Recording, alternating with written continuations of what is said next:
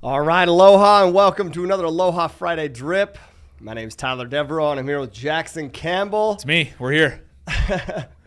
And we're pumped to be here, dude. Yes, we are. Jackson is looking exhausted today because... What? Now, Tyler, why would I be so exhausted? Jackson helped us move this past weekend. I did. Man's a freaking horse. Oh, I don't know. You had mostly everything done by the time I showed up. I was very impressed. I'm also a horse. We talked about that last episode, I think. Hey-oh. Uh-oh. That's what she said. Anyway, God, why did we... Right out the gate, Right out of the gate, dude. It's you, bro. It's not me. Almighty. I don't know why you try to link me in there when you say we. Let's talk about this, though. We just did... I got back from an event in Austin, and then went down to Houston. Took the family out there, but also took Pax with me. Yeah. So I just mentioned this one thing. I just want to say thank you to everyone that was out there in Austin and for how they just treated my family. They made them feel exactly how I'd hoped that they'd make them feel. So I loved that. Yeah, I know. Talking to Britt about it afterwards, she talked about how much she enjoyed it. Yeah. Seeing the vision and being able to actually see the vision come to fruition was awesome for her. So yeah, first event. I don't know if anybody even realized that's the first event that Britt's ever even been to. Yeah. So, or my kids. So yeah. Obviously a big deal. Awesome. Yeah. And you were able to go see some properties with Pax. How'd that go? Yeah. How was that? Actually, man, it was a bummer because we were going to go do due diligence. Wow. That's a lot of D's. Yes. Well, oh easy, my hell. Easy. Y'all, I apologize. You don't do this with when Dallas is on here. You guys keep it professional. I don't know. I bring it out of you. Due diligence. That's a lot of D's. But it got pushed back. Dang it! It took a little bit longer to sign the PSA, so it got pushed back. But we were able to go tour some properties, right? And it was so fun. Yeah. Okay? Let me give you one quick example. We talked about restriping the parking lot and how important that was, and I talked about the roof and why we replace it and how we start from the top down when we do our external repairs and when there's a big rainstorm. And so we talked about water and, how after a rainstorm you want to get with the property management company and have them report back to you so that you can correct anywhere that starts to pool up water, right? And that little dude retained so much. Let me give you an example. Yeah. We go to his T-ball game on Saturday. Opening day, you were there too. I was at the T-ball game as well. Of course, always. And we in the parking lot. I've been in that parking lot before, and there's stalls in the middle of the parking lot and on the sides. And I always park in the middle, and they always think that I'm crazy because they think that there's not a parking stall there. Well, I parked there again this weekend, and Paxton's like, "Dad, these guys need to restripe their parking lot." And I was like, "Get chest bump right now, bro." Yes, they do. That's awesome. That's awesome. Yeah. It's awesome. Being able to teach him the business that's changed your life, I'm sure is a pretty cool experience. Without question. Yeah. It was very fun. And we've talked about this. We don't need to go too far into it, but you've talked about how all the kids really know is that you buy apartments. They don't really know much about it. So for them to be able to see you speak and be able to go out and go to properties was probably a pretty cool experience for them as well. Super fun, man. I loved it. I was very grateful to spend some one-on-one time with that dude. And you know what? I'll say this, and then we'll get into whatever we're talking about today. But I believe that this is, you and Dallas talked about I think it was your last extended cut about hard work. I loved that episode, by the way, and thank you for the kind words that you guys said. But you talked about how we work hard, and how we find joy in the work. And we've talked about that. I do find joy in the work. But I'm going to tell you what I'm so grateful for with that. When you work hard, it gives, I just felt like Pax needed some one-on-one time. And so that freedom to me is to be able to be like, this little dude needs some one-on-one time. I'm going to shut everything out. I'm going to go spend some one-on-one time. And I shut everything out, right? You did. I was ghosting your calls. I was impressed. And what did I say? Sorry, man. I've just been with Pax. Yep. Yeah. I wanted to be present. Completely. I think that's what the text said is I had a couple phone calls and then I shut it all out to be present with Pax. And that is what I'm so grateful for. Hard work leads to that. Yeah. And then you know what I do? You go work. Then it allows you to enjoy the work even more. That's what I was going to ask. I've had similar experiences where you do shut out work for a minute. Then you're remotivated to get back to work, which is awesome. It brings so much purpose. Yeah. Okay, what are we talking about today? So we have Peak Partnership. This is going to drop exactly 1 week before Peak Partnership. Okay. So I wanted to talk about what individuals could do to prepare for Peak Partnership. All right, we got Peak Partnership coming up. It's a great opportunity. The opportunity doesn't come around very often to be able to meet with so many high-level individuals within within the industry, potential sponsors, potential people that could invest in your properties. So I really wanted to talk about what the individuals that listen to this podcast that are going to be going to Peak Partnership, what they can do to really seize that moment, Absolutely. what they can really do to prepare to make sure to take advantage of every second at Peak Partnership, because every second will be valuable if you're planned for it, right? So that's really what I wanted to talk about today is, what we can do to prepare for Peak Partnership. As we kind of start out here, what kind of impacts did these events have on your business when you first started out? Massive, huge, because it's all getting in front of people. Yeah. Right? First off, Peak Partnership. What that is, it's our annual networking event. It's our biggest event of the year. There'll be over 1,000 people there. Keynote speakers. You have Ed Milet. You have Eric Thomas. You have Tyler Devereaux. Hell yeah. Dallas Pruitt. You have. We just had. Oh my gosh, Brian. Page. Thank you. Yeah. I was literally stressing right there, like, oh my gosh, I forgot his name. It, like literally just tons of keynote speakers though that are so valuable, right? And you'll learn so much. But the key to that event is meeting with people, right? Not just listening to the keynotes. Those are great. Those are great because it brings people together. Yeah.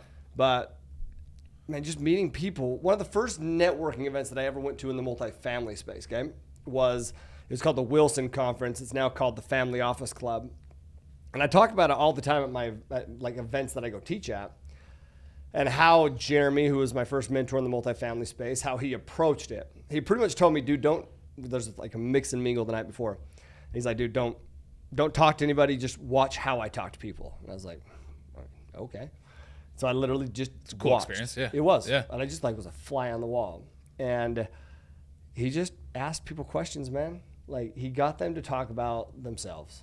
And then eventually what would they ask him about himself? So I approached it like that, and I have ever since, dude. And I approached that event just like he did, and it was massively successful for me. We met, I met investors there that still invest with me to this day. And it's how Ryan and I approach events to this day as well, man. Yeah. We go in, and we just talk about people, man. We are going there looking for people that we can help. And a byproduct of that is finding people that can help you. That's awesome. So first starting out, that would be your biggest takeaway going to the events is looking to serve. What can you do for others? Sure. Yeah, man. I mean, it's going to come back full force, but you know what that does? It gets you out of your shell, right? I literally believe that being nervous, being introverted, I actually believe it's extremely selfish. Yeah. Because who are you thinking about that whole time? You're only you. But if you ask Ryan, or I don't know if I've ever been in a networking event with you. But if I go to like a 3-day event, one that or any speaking event that I'm hosting, I'm not an introvert. I'm the ultimate extrovert, man. That's my comfort zone. But if I'm not hosting that event and I'm there as a regular person attending that event, I'm very much selfish. I'm an introvert. Yeah. I am. And what Ryan does is he'll go out, and he knows this about me. So what I'll do is I'll usually stay in the room. This is how we've worked it out, man. I'll stay in the room in the morning. I'll go get a good workout in. Ryan doesn't like to do that, so it just kind of works out. Kidding, Ryan. No, I'll go get a good workout in, then I'll just get work done, other bits of work done. Ryan doesn't have this. Well, I believe one of his superpowers is he doesn't have inside him where it's like, this may be awkward. Maybe this is awkward. He doesn't have that filter, which is beautiful because it just allows him to be himself and just talk to people. But do you want to know why he has that filter more than anything? Because he's going there to help people. That's literally what he wants to do. I promise you. Yeah. Like his goals are all about helping other people. So what happens is, and how I benefit from that, he believes I can help some people. So I come down and he introduces me to all these people. Yeah. And bro, I just appreciate that partnership. And it works. And then all of a sudden I'm out of my shell. Yeah. Get you warmed up and then get you going to talking to other people. Totally. Past that. So what would you say is the most impactful thing that you do to get the most out of these types of events? Well, I just mentioned how I'm kind of an introvert when I go to those. So one of the things I do is I set momentum goals. Okay. Let's talk about that. What I mean by that, and I do this at every event, not like even the events that I host, which is I call it 5 and 5. And what that means is I want to give 5 sincere compliments and have 5 awesome conversations within the first 30 minutes of the event. So what that forces me to do, actually the compliment thing, I can even do that before I get down there. Yeah. So, I mean, I'll go to Starbucks, man, and I'll see the person has dreadlocks and, the barista, and I'll be like, man, I freaking love your dreadlocks. Those are sick. Whatever it is. Yeah. But so I set momentum goals. Like something is just a little sidebar. Something about Tyler is I've never been with Tyler and seen somebody with dreads and not have Tyler. I freaking love dreads, bro. Oh man, I love them. It's like one of the first things that I notice when I stand up, to speak, Yeah. is looking over the crowd. I'm like, oh, yeah, this group has good hair. There's 5 people in here that have sick dreads. I love it. Sorry, little sidebar there.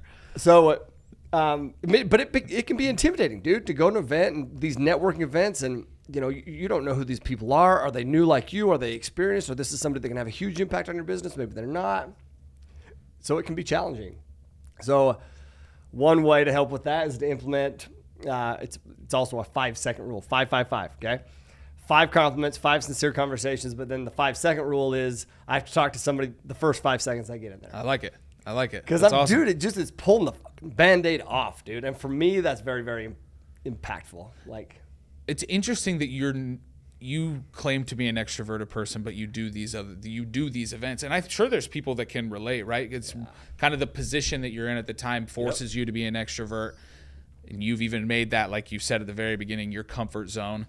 That in different situations, things kind of change, so it's super important. My next question was going to be, what do you do to prepare for these events, right? Because it's different than the events that you usually do.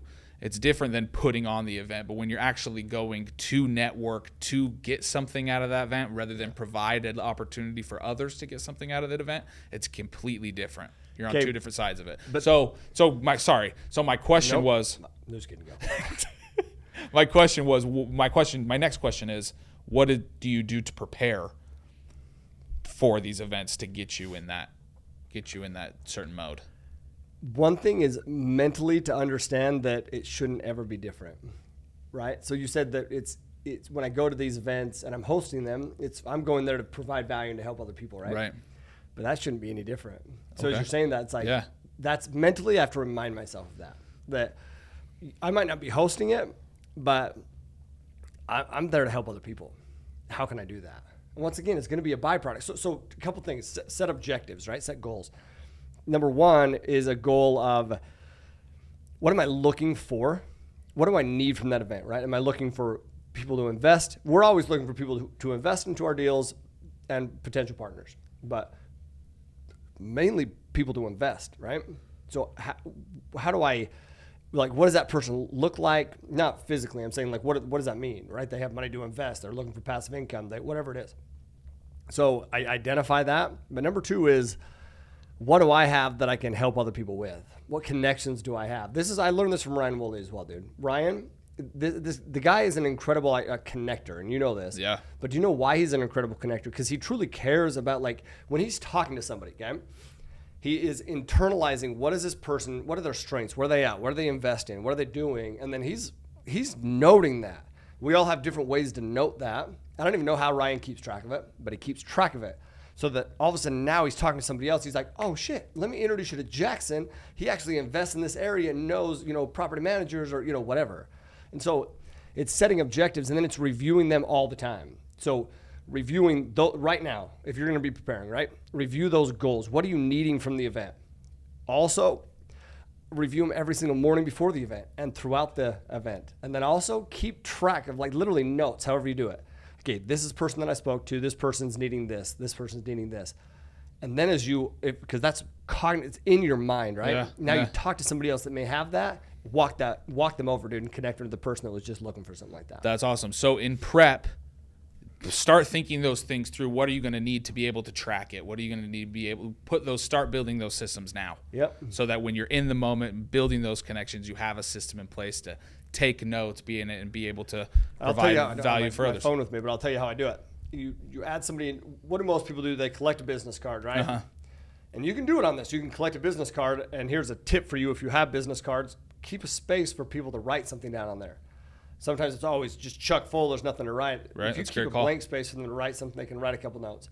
But I like to hurry and throw that contact into my phone or tell them, hey, send me your contact, right? And then when I create the contact in the notes, I'll do this at the event. This is how I do it. When I'm talking to somebody on my street, and I'll write something in the notes section that reminds me of that person. I don't know. Yeah, whatever it is. No, yeah. I was going to try to give an example and I couldn't. Well, some people. Well, no, I know an example. Okay. An example the other day, it was Marley's birthday.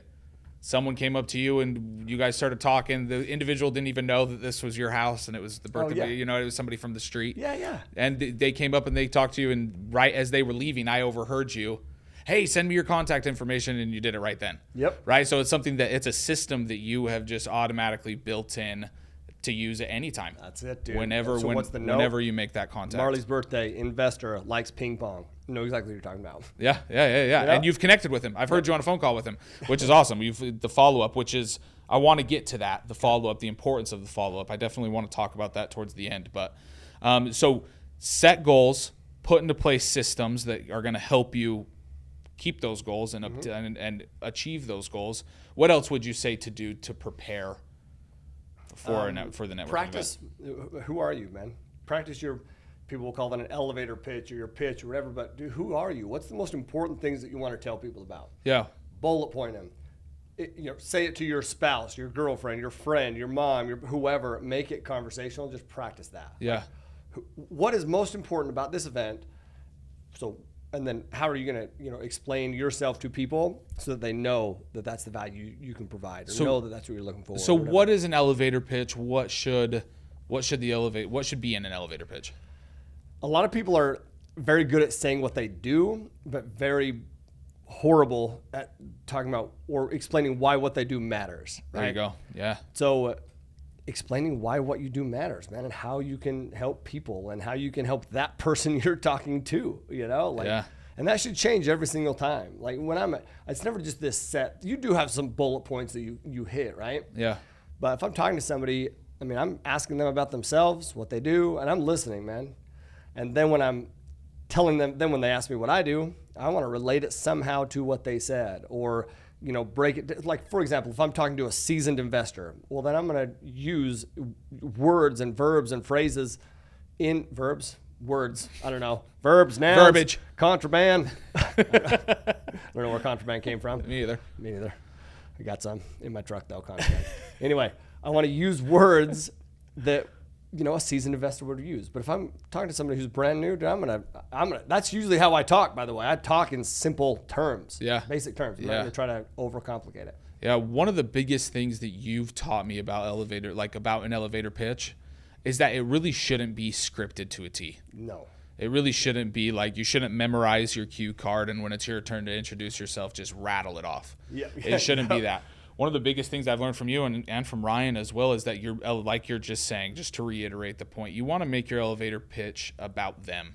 Yeah. When you're introducing yourself, you somehow want to make it about them. Love it. So, for example, one of the examples that you've given me is making them the center of your elevator pitch, meaning, hey, if you have a bunch of money, you don't know how to invest in real estate, that's essentially what we do. Yep. Very basic terms. Obviously, that's Yes. not the best. That's not the best elevator pitch, but more along those terms of making them the star of whatever it is that you're talking about. Yeah, exactly. Do you mind elaborating on why that's important and almost explaining it better than I did? Do you mind? So the one you're talking about is raising money. So I call it my short story pitch, which is I say something along the lines of, okay, dude, so let's say that you have some money, you want to invest in real estate, but you have no idea how to do that, or you don't want to be a landlord, or you don't know how to identify the deal, whatever. Right. That's what I do for people. So what I do is I do know how to find a good deal. I do know how to put teams in place. And so I take your money, I put it together with my money and other people's money, and we pool our resources together. That allows somebody like yourself to own apartment buildings or real estate or whatever without having to, deal with all the hassle of that. Yeah. That's what I do. Anyway, what do you do? Or have you ever done anything like that? Some sort of a follow-up. I call it a call to action, but it's really not even a call to action. Some way to engage them again and ask them a question after you've just talked. Yeah. Right? Regarding what you just spoke about, not some Yep. question way out in left field, but to keep it into that conversation. And now the reason that that's so important, though, is because what does it do? This person is thinking through what you're telling them about. It's a story if you think about it, right? Yeah. And like you said, the main character of the story is that person. So they're envisioning themselves investing in a deal and benefiting from real estate. And thoughts are powerful, dude. That's why. So, is that what you were asking? No, that's awesome. No, that's exactly what it was.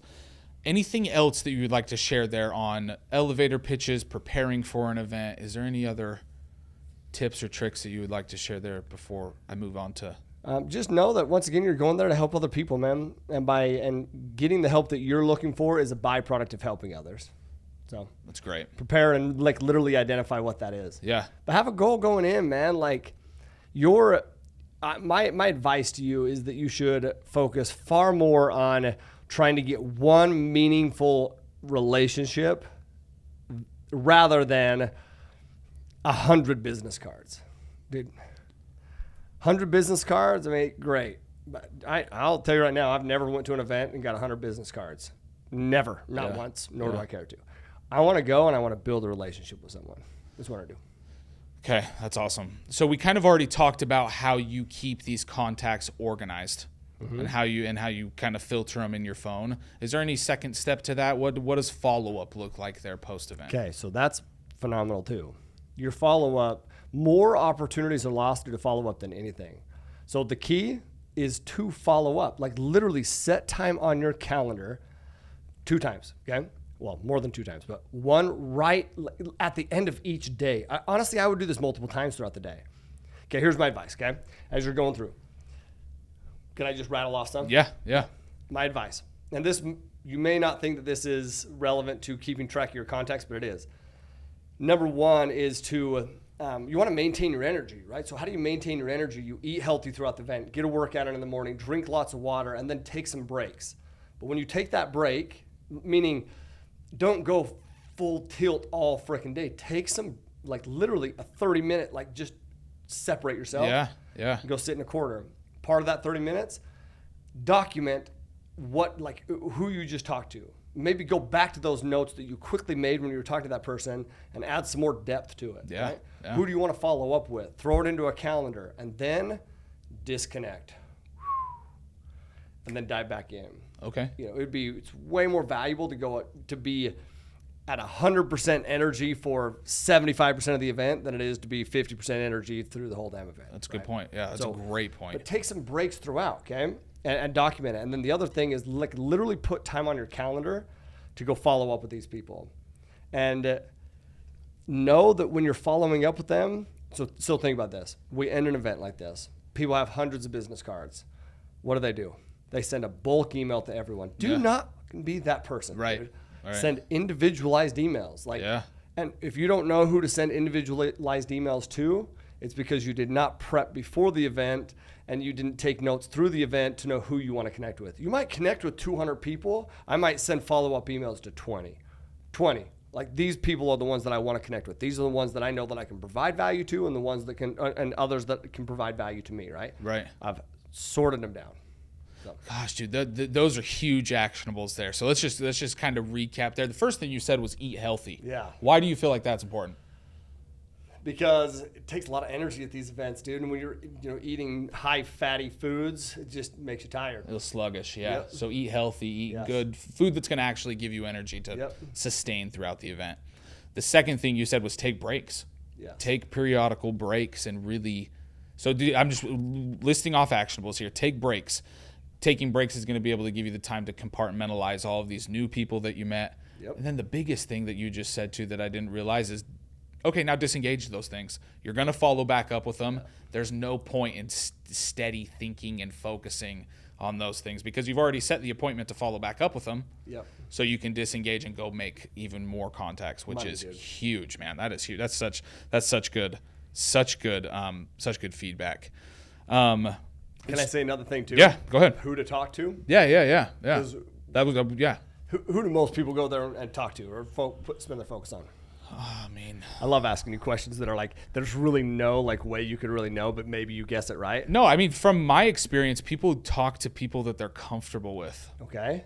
You know what I mean? I think a lot of people were going to talk to people that they may already have some sort of a relationship with. Sure. to try to build that relationship, which isn't a terrible idea. Not at all. But I think that's probably where a lot of people spend a lot of their time is in comfort. Actually, that's so true. That's not what I was going through. You got the wrong answer that I was looking for, but it's a correct answer, dude. Yeah. Once again, I relate it back to the events that we do all the time. And one of the messages that I'm always sending the team is make sure that we're talking to other people more than we're talking to each other. Yeah. Like during the breaks, if you ask any of them, well, you probably already know this. Yeah. But if they come up and talk to me during a break, I will they'll go back, hey, Tyler, and I'll be like, hey, let's talk after. Yeah. Go talk. Somebody else needs you to talk to them right now. Right. And it's not in a mean way. It's being like, our job there is to talk to other people. Right.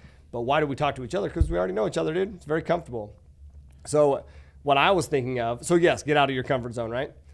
What I was thinking of though is the keynotes or the big players or whatever. Yeah. It's where everyone wants to go talk to, and that's great. Dude, that's a good point. There usually is a huge line to talk to those individuals. Yep. Yeah. That's a great thing. But that's not really who you're there to connect with, I don't believe. Like,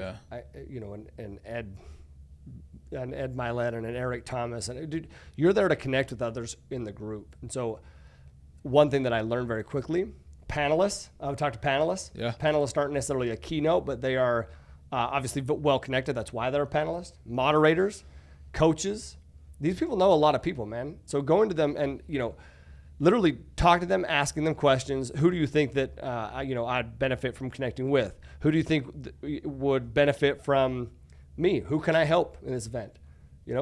Also the quiet person, the person who's quiet, like that person is either a baller who has plenty of connections, which is awesome, or that's an introvert who's highly valuable. They're just an introvert, or that's somebody who's an introvert who could really use some help, who would love someone to take the initiative to spark up a conversation. Yeah. Get them out of their comfort zone. Yeah. Yeah. It's another way to serve.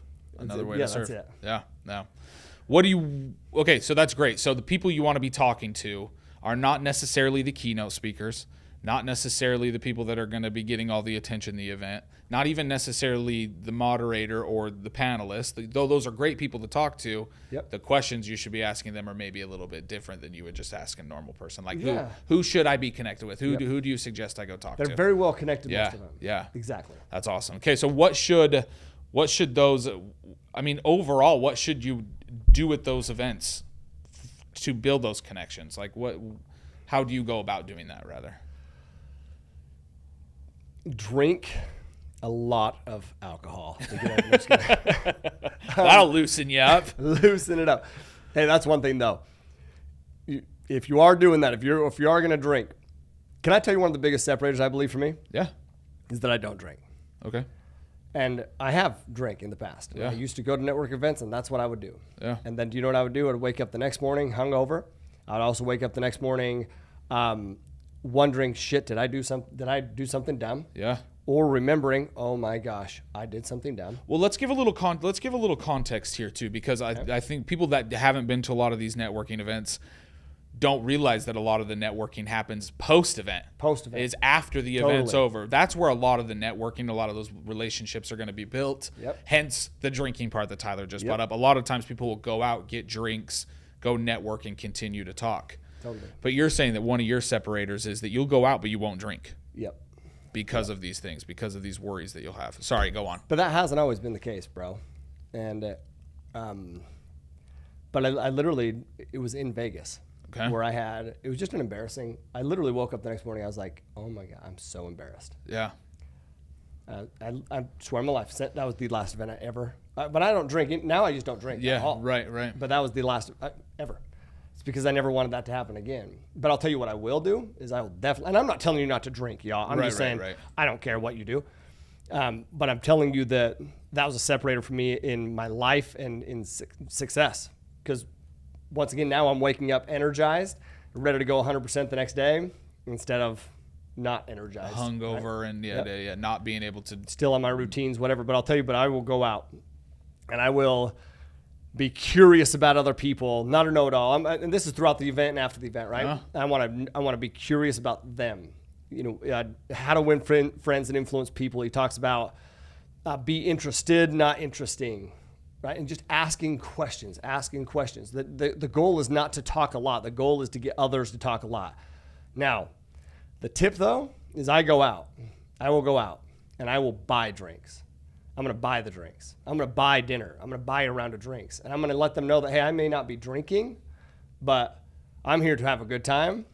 And that goes, dude, who do you know that buys drinks and dinners and rounds more than even I do? Ryan frickin' Woolley, dude. Ryan Woolley. It's close, but if there's anybody that does it more than you, it'd probably be Ryan. Definitely Ryan, man. I don't know if I've ever been into a gas station before with Ryan where he hasn't bought the person in line their stuff. That's funny. He does it all the time. It's true. Man. He does.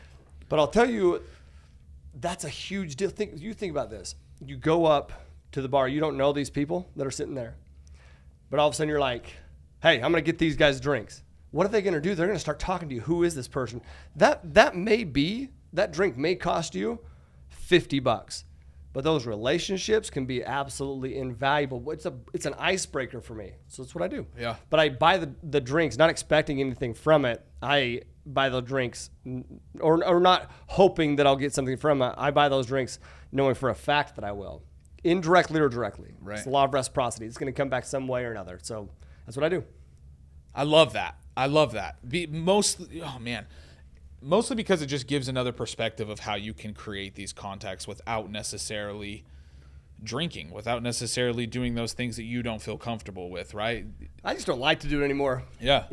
At all. And I haven't for a long time. And I'm sure you're not the only one. You know what I mean? I'm sure you're not the only one that doesn't drink, but that wants to be able to go out and network and have an impact there without necessarily partaking. Do you want to know who I learned that from? Yeah. Oh, you probably don't even know this guy. His name's Dino Fabrizio. I've heard of him. I don't know if Dino is listening to this. Probably not. But Dino, and everybody knows Dino, that's where I learned that from, man. And that guy, I love that guy. Love that guy. He's also somebody that is one of the most giving people I've ever met in my life, dude. But I learned that from him. Taking care of others. Picking up drinks, picking up the tab, whatever. I saw how that made an impact in his relationships and his businesses and his everything. Yeah. And I think it's important how you go about that too. How you go about picking up drinks, how you go about doing that. It's I want to do this for you. It's a kind gesture, not a, hey, I'm buying your drink, so you better invest in my deal later. Right? It's important. It's important how you go about doing that as well. I'm buying your drinks because I want to know you. Right. I'm buying your drinks because I think you're awesome. Right. I'm buying your drinks because I want you guys to have a good time. Right. Yeah. That's awesome. What else, Ty? Give us some more tips, some more tricks, some more. Introduce people. So, once again, I talk about value creation leads to wealth creation. So, provide value, man. Ask them questions all the time, right? So, what made you decide to come to the event? What were you hoping to gain from the event? And then what am I doing? I'm taking notes as to the answers to those questions, and then finding people to connect them with. But not just saying, hey, you should go talk to so-and-so. Literally taking that person, walking them over to them, introducing them, breaking the ice. That's so valuable, man. If you tell me, hey, you should go talk to this person, I'll be like, okay, sweet, yeah, I'll do it. And then I won't do it. Because I know that I'm probably not going to do it, man. Right. For whatever reason. Maybe it's intimidating, whatever. But if you walk me over, I'm going to be so grateful for that. And I think most people will as well. To make that introduction. Yes. Yeah. So, man, ask questions. Like, people love talking about themselves. But as you're giving them that opportunity to talk about themselves, you're understanding how you can help that person. And when we focus on service, man, our life becomes very joyful. The event will become very joyful. I'll give you a bonus too, and that is, I used to do this. I used to travel. I used to go do events, and then I would travel in between these events. Okay, and this is like early, like when I was like in my early 20s in this sales job that I had. And I would never ride with people that were at my same level, meaning that I was at the bottom. I would ride people that were above me. Yeah. Because I wanted to learn from them. Yeah. But my goal every car ride was to ask them questions. See how many questions I could ask them before they would ask me one back. I wanted to be very interested in them. And it wasn't like I wasn't faking that. Like, I was very interested because I wanted to know what I could do to be like them, and then also what I could do to separate myself from them, things that they weren't doing. That's awesome. So So it was like double agent almost. It was, bro. Learning, but what can you do to even be better than them? Yep. That's awesome. That's awesome. That's what I do. So your goal, see how many questions you can ask somebody before they ask you one. Is there any specific questions that you would say to ask there? Sure. You have your deeper questions, and you have your openers, right? And you have to start with some openers. Like, you can't just go straight into, these deep questions. Let them warm up, right? So, where are you from? Great. Maybe you can find some commonality there. Now, I don't ask them what do they do for work. I ask them what do you do when you're not at work, or what do you do that brings meaning, or what do you find passionate? What do you do for work is, well, I'm an accountant. But I want to know. I don't necessarily care about that. I want to know what brings meaning into their lives, right? So that is helping to get a little bit deeper. What are you looking forward to the most this weekend? What are you hoping to get out of the weekend? Who's the most interesting person that you've spoken to? Once again, just these are basic questions, but questions that are different than where you're from. Where do you work? Whatever. And chances are they've already been asked that a million times. If they're at a networking event, chances are they've already been asked that. So a way to stand out to them is switch up the questions. Yep. Switch up the way you ask them. Don't ask them what they do for work. Ask them what brings you passion, what brings you fulfillment. Yep. And talk about that. That's so huge. That's awesome. Golden nugget for sure. Can I tell you one thing that somebody used on me? Yeah. At a Wilson event, Wilson conference. It might have been that same first one. I honestly can't remember. Ryan and I were chilling there. And Ryan and I are like planning now. We're like, okay, hey, we've talked to these people. Who do we want? Who do we want to talk to? And this person comes up. They're like, hey, what's up, y'all? Hey, can I ask a favor? I don't know anyone here. Can I just chill with you guys for a second? Because I'm so uncomfortable out there, and you guys seemed approachable. Can I just chat with you guys for a second, like, to break the ice? Yeah. Like, break the ice for me so that I can feel comfortable talking to others. I swear to God. And I was like, fuck. Of course, what did Ryan and I do? We're like, get over here. Let's Let chat. me introduce you to some people. Absolutely, because people want to help, man. And we've all felt that way. I look back at that and I'm like, were they really? Or was that like an approach that they took? But I loved the approach that they took. Either way, it was successful for them. Worked very, very well. Did they get to know you? 100%. Yes. Were you open and was your guard down a little bit? For sure. I'm sure you were much more like transparent and much more personable of who you were because they approached you that way. So here's some do's. That's interesting. Yeah, I wanted to talk about do's and don'ts. I don't know. But I'll say a do is don't be afraid to be vulnerable, man. Like, everyone there is probably a little bit intimidated. Everyone there is probably a little bit nervous. Everyone's there probably a little bit uncomfortable. And this is day one. You want to get outside that comfort, because you can break that in day one. The rest of the days are going to be easy. Do you want to know why we do cocktail hour the night before and early registration, meet and greet type thing? That's to break the ice, dude, so that people the next day are ready to roll. That's what it is. So break the ice, man, right out the gates. Pull that freaking Band-Aid off, jump in the water, whatever. Yeah. But, man, go up and just help other people break the ice. Back to that 5-5-5 rule, the first 5 seconds, get in there, just break the ice, because it's not and chances are it's not only going to benefit you, but the person that you're breaking the ice with too, because it's forcing them to break their ice. Yep, exactly. Awesome. I will say, okay, a couple do's and don'ts, you said, right? Yeah, do's and don'ts. Don't pitch yourself at a urinal. Freaking drives me. It's unbelievable when people are like, it's just uncomfortable. Don't pitch. Has that happened to you? Yeah. Yes. Come on, dude. Yes, absolutely. And I'll be like, let's just chat outside after I zip this thing up. I got stage fright in there anyway, dude. Yeah, Come on, I got to go in the stall, don't do that. Do believe and understand that everyone can impact your business, though. Everyone. But don't feel like you have to talk to everyone. It's interesting. Right? Yeah. You do not need to talk to every single person. Once again, one meaningful relationship versus 100 business cards. Yeah. Also, do believe that you can impact other people's businesses. You can impact their business. And do seek out the newcomers. Dude, that's who you should be talking to, man. These people that freaking have fire and are ready to roll, not just these seasoned people. A lot of times the seasoned people, dude, we already have our teams, we're more established. It's not that we're not looking for people, because we're always looking for people to provide value. Right. We sponsor deals and stuff all the time. But seek out those newcomers, man. Yeah. That's Ryan and I when we went there, we were, I'll look at Greg and Lisa as an example. They were not newcomers. They'd been doing it longer than we had, but it wasn't like they were keynotes, and it wasn't like they had a need that we could fulfill. They were very good with relationships, had good connections in the North Carolina area, but their passion isn't necessarily raising funds. They hadn't necessarily made that a focus. Ryan and I, we're very good at raising funds. We've raised funds on, every deal we've ever been a part of, we brought the money in. It's because we have those connections, and so it was a good fit there, right? They were looking for somebody like us. We were looking for somebody like them. We felt that out.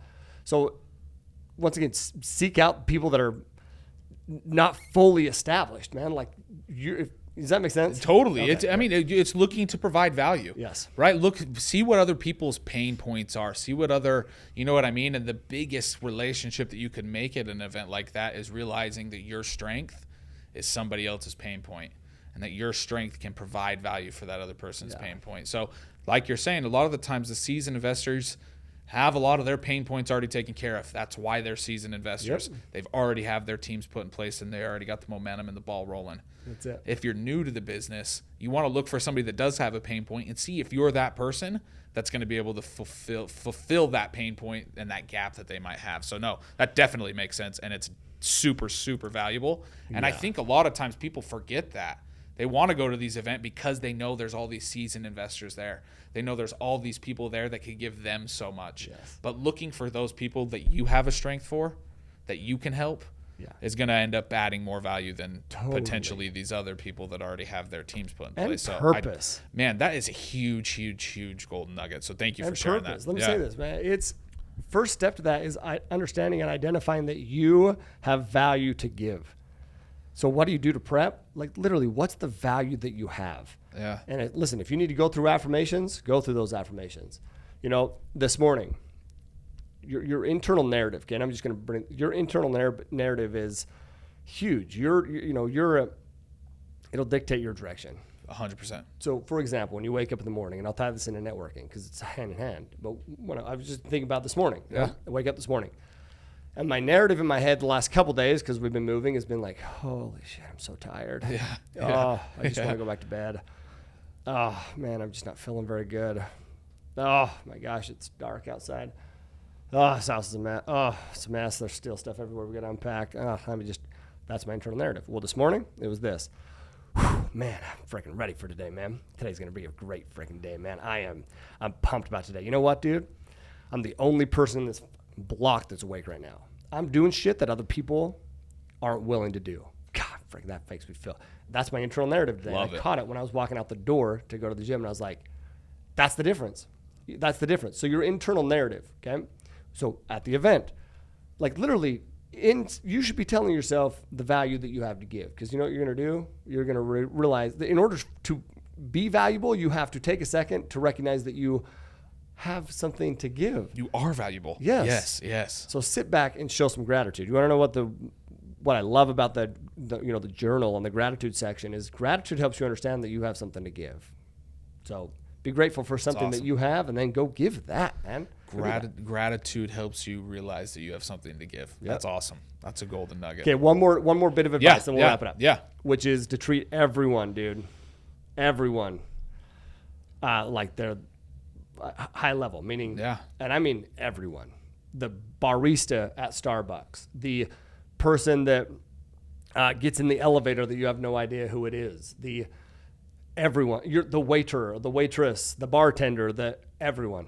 You treat everyone with high levels of respect, because it will come back to you, and also people are watching. You don't know who that person that just walked in the elevator is. Yeah. You have no idea. Maybe that's your connection. Maybe they're not even at the event, but that's your connection. Yeah. You don't know. Treat everyone with respect, man. Everyone. Nothing turns me off and most people off more. I used to wait tables, man. And so when I go to dinner with somebody and I see them treat the waiter or waitress or the hostess or anybody with disrespect, I'm out. Immediately out. It drives me crazy, man. So treat everyone with respect, man. It'll come back. And how you do anything is how you do everything. Yeah. That's a networking life hack, though, too. Yeah. Because even outside of networking events, you treat everybody with respect. It's going to come back to you 100%. Like, that's a given. but it's also going to be an example for those around you to also treat others with respect. And that's just totally, man, a great thing to do. We have Tad here. Tad's video recording, video editing, and he knows some of our good friends out here. Well, Tad is a good friend too, first off. I want to make that clear. Yes. But then I look at, we call him Uncle Shave Ice. You know? So if you're ever in Maui, first off, go to Peace, Love, Shave Ice. Okay? In Kihei by the Cove. Got to. But Kyle is he is one of the nicest people I've ever met in my life. Dude. Yeah. And Kyle is the epitome of that. He treats everyone with just ultimate respect and love, man. I've seen him sitting there at, Peace, Love, Shave Ice, talking to people that probably they're homeless. I don't know. But he's having full-on conversations that treats them with love. And you know this about him too. I love that about him. Yeah. And same with Tatum, his wife. So so this is our Aloha value. Okay? Yeah. This is our Aloha value is Aloha. It's Aloha. It's probably one of the most popular Hawaiian words. Okay, it means hello, goodbye, I love you, a bunch of stuff. But if you truly break that down, you start to understand the spirit of Aloha. And on our wall here it says, "Live always with Aloha." And the deeper meaning, alo is the presence of, and ha is breath or life force.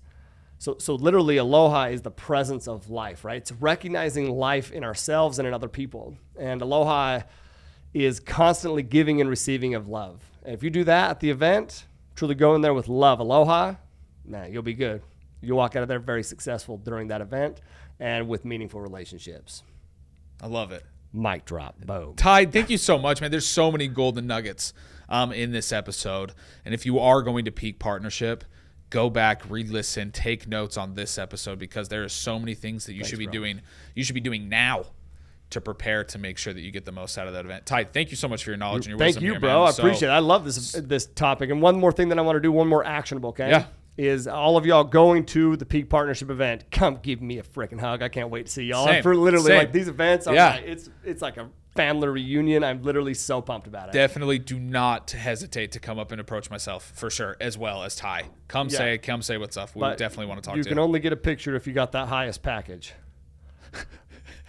I'm kidding, dude. I'm kidding. Oh, my hell, dude. Can we just mention one thing? On the package, it says picture with Tyler, and I am like, how many times have I said to take that damn thing off? You've mentioned it and I just found out that it was still on there as of like a week ago. You come get freaking pictures, whatever. I just want hugs. Like, oh, my hell. Anyway, y'all, cannot wait to see you. Literally ecstatic to see you. Jackson, I appreciate it. Of course. Hope y'all have a great weekend. And as always, live always with Aloha. Peace.